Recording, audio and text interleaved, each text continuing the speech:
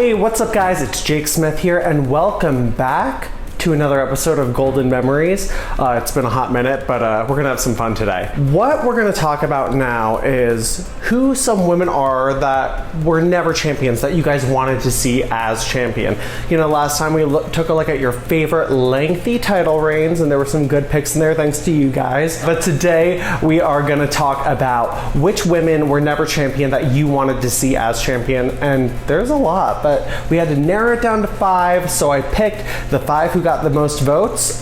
So yeah, let's get into it.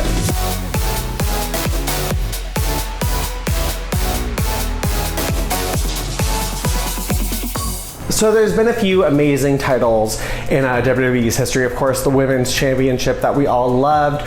RIP was broken in half like a friendship bracelet by Lay Cool. Still have not forgiven you ladies for that one. The Divas title, which I was a big fan of, not everyone else was. No, we've got the Raw, SmackDown titles, the tag titles, there were the former tag titles. There were a lot of different belts for the women and some men's titles even held by women, like Chyna holding the IC title. Had to get a Chyna plug in there. Come on, you've seen the show. The hardcore title, the 24/7 title. So it's gone on and on. But today we are focusing really on the women's and the Divas championships. And we're gonna take a look at some women who you guys wanted to see as champion. So we're gonna kick things off with the obvious choice, the Hall of Famer herself, Torrie Wilson. I don't know about you guys, but I just need a little time with this one. So Tori, she, you know, was always a huge star in WWE. She was part of the Alliance in the WWE. She was teaming with Stacy Keibler for a little bit in that, which I loved. Then she became the top woman on SmackDown, and I'm sorry, there is no debating that. She was the it girl. Although I do love me some 2002-2003 SmackDown division. Nydia, Dawn Marie, hello, also Sable. So the women were doing their thing on SmackDown. Tori was at the top of her game. She had a few little feuds here and there. Then she went to Raw as a bad girl with Candice, Michelle, and Victoria and Vince's Devils. But yeah, so Tori, you know, though, she never really got to be champion. I don't know if you guys heard, I think it was on Lillian Garcia's podcast. She was like talking about how she was never champion and she was like, I should have been. It literally broke my heart. Believe it or not, she really only had one shot at the Women's Championship, and that was when Molly Holly was champion back in 2002. So, you know, they had the cross-brand thing. Tori had a shot at the belt. She didn't win. Would have been a really fun opportunity to put the belt on her then, I think. Tori was over as hell. Really fun. Still working on her game a little bit, but would have been a great champion. Another missed opportunity to give her the Women's Championship was 2005. She was more or less the leader of Vince's Devils. It was really unclear to say, but she always walked in the center for the most part. So I'd say she was the leader. Trish was kind of absent for a few months. It would have been great to bring Tori in a little sooner, have a tournament for the belt, have Tori win the title. But unfortunately, they didn't cash in on that. Tori never really won the Women's Championship. She actually was not even in the Battle Royal that year. She took like a leave of absence. I'm not exactly sure what happened, but if you guys remember where Tori went, tell me in the comments below. I know she took some time off towards the end of 2005 and she was missed. But I think the biggest thing we all know about is the Divas Championship.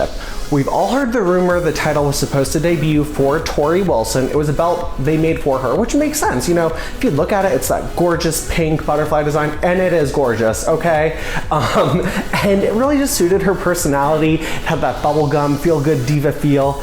But Tori, her career was cut short in 2007 due to back injuries. So Tori, we really miss you and we really wish you would have been the inaugural Divas champion. No shade to Michelle McCool, we absolutely love you, but that belt was literally made for a one Miss Torrie Wilson. All right, we're gonna keep it on the Tori train and we're gonna talk about another woman who should have been champion, Tori. You know, I used to say Tori with one I. Please forgive me, I'm dyslexic, like seriously. So Tori, she's 1R, she's coming in hot, feuding with Sable, who was the women's champion at the time. Now, the story with Sable was kind of like sketchy at this time. Apparently she was on her way out of the company. She was supposed to drop the belt to Luna, what we'll talk about later. Tori is feuding with Sable. They have a match at WrestleMania where Tori wears this awesome like body paint sort of suit. It's really sexy, really awesome. And it doesn't get talked about enough. Can we get some high quality photos, WWE.com? prowrestling.com. I know you've got them somewhere in storage. I'd love them. She doesn't win the title, obviously, because Nicole Bass debuts and interviews. What the hell? Oh. So she goes on to do her own thing. She feuds with Ivory when Ivory's champion. That would have been a great time to put the belt on Tori.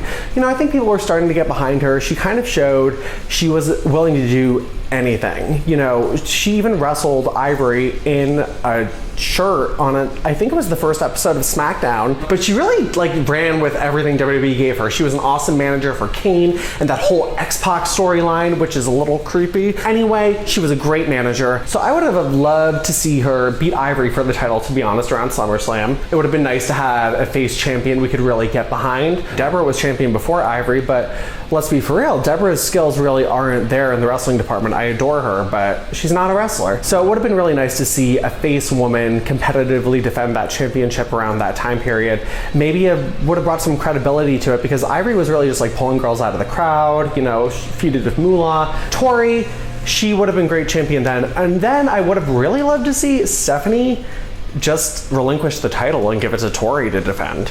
I mean, Tori did all the work for Stephanie, and Stephanie was a great champion we all hated, but Tori deserved the damn belt. And I'd love to WWE to just acknowledge her. She existed. Please. Thank you.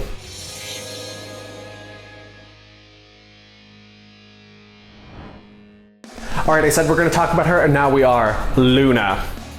In so many ways, Luna does not get the recognition she deserves. She was an incredible wrestler, an incredible talent, just a character we hadn't really seen before. And I know a few people who I've talked to who what Chyna did for me, Luna did for them. She was something different. She was something unique that they felt a connection to. And I really love hearing that about people who loved Luna. She was incredibly talented. Let's be for real. She made Sable a star. Her feud with Sable circa WrestleMania 14 really put Sable on the map and really gained more popularity for her. Now, there's a story, and I don't know how much truth there is to this, but Luna was supposed to win the women's championship, but Sable forgot it at her hotel room. I mean, I left shit at home, but you know, not a title belt. I guess Luna was supposed to win the title. They scrapped those plans. Kind of sucks, because I would have loved to see Luna get the belt. She gets some more opportunities down the road when Ivory is champion. They have a hardcore match at Unforgiven, and we don't talk about this enough. I thought it was really fun. I really loved this matchup. It was something different than what we were seeing the women do at that time, and I appreciated that. But it would have been really cool to see Luna, especially in a hardcore match, which I feel like probably made for someone as unique and crazy as her to win the belt. But it is what it is. I really would have loved to see her win the title. How cool would it have been to see her in WWE circa 2002, 2003? I think, you know, she could have had some amazing feuds with Trish Stratus over the belt and probably win the championship. I don't know. But Luna is an incredible talent, and I think she inspired a lot of women, and probably a lot of men too. So Luna, we want to hear more about Luna. Thank you, WWE. Luna, please.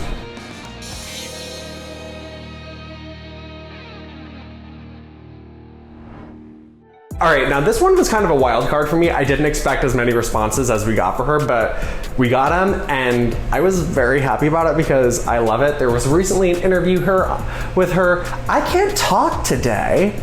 But there was recently an interview with her by DS on our Ring the Belle channel, and it was so good. But I'm talking about the queen of feeling me herself, Kristal Marshall. We all know Kristal from the Diva Search. I will never forget that segment where she poured paint on herself and slathered it all over the ring. That's probably what my talent would be like. But I love Kristal. So I'm glad she got signed, and she really, I think, developed as a decent in-ring competitor. She showed she was willing to work. She was a woman with loads and loads of personality, and she was given a pretty big storyline with Teddy Long at that time. Now, the women on SmackDown, of course, there was no Divas title at that time, and they had nothing to do. What I would have loved to see is the Divas title debut a little sooner, maybe 2006, let's say. And I would have loved to see Kristal be probably the second Divas champion. She would have been so good. I think she would have been a powerhouse heel as a champion. She could really, I think, make people hate her just because she was so sassy, she spoke her mind, and we know a man is threatened by a woman who speaks her mind, so I think she would have been a great heel. I loved Kristal as a wrestler, and I think I would have loved her even more as a champion. Now, her WWE career was a little short and sucks. I always wondered what would have happened about that Edge storyline we all like heard about. I think her as a champion during that too would have been incredible. Kristal, we love you though, a lot. And Feelin' Me is an amazing song. And our last choice today for you guys, I mean, I wasn't very surprised by this because I always thought they should have been a champion, and they actually have been a champion now, so I should preface that. But I'm talking about Maria. I don't know about you guys, but like when I used to like go out in college, like I used to like do her pose. Everyone knew I was gay. So anyway, Maria, I really was a big fan of her. I think she really just was like one of those people no one expected to be as good as she was in the ring. She wasn't, I mean, like a Melina or a Mickie James by any means, but I think she was extremely talented for what she could do, and she worked her ass off. When she was traded to SmackDown in the draft, she, I think, really stood out as a single star for one of the first times in her career, because she was always kind of with a guy. She was doing her own thing, or she wasn't wrestling seriously. But I think she was there on SmackDown to prove she was a serious competitor. She picked up a win over Victoria in her SmackDown debut. I mean, that's pretty huge in itself. Victoria versus Maria, if you look at them on paper, go Maria. She, you know, is kind of feuding for the title, it seems. Now, Maria served as the guest referee for the match where Maurice won the championship. Now, don't get me wrong. Maurice's title reign is one of my all-time favorites, her first US title reign. And Maria, as the referee, I think that perfectly set up, you know, like maybe having a feud with Maurice right then and there, maybe Michelle McCool, triple threat feud. What are we doing? What's the plan? Nothing. So I really liked Maria a lot on SmackDown. I think she would have been a great Divas champion. Even before that, how fun, maybe not for all of you, but for me, on Raw, if she scored like an upset victory over Lita, like, you know, like in 2006, that would have been a pretty cool moment. Like, imagine if like Maria had been the one to beat Lita for the title, or like an upset victory over Melina when Melina was champion.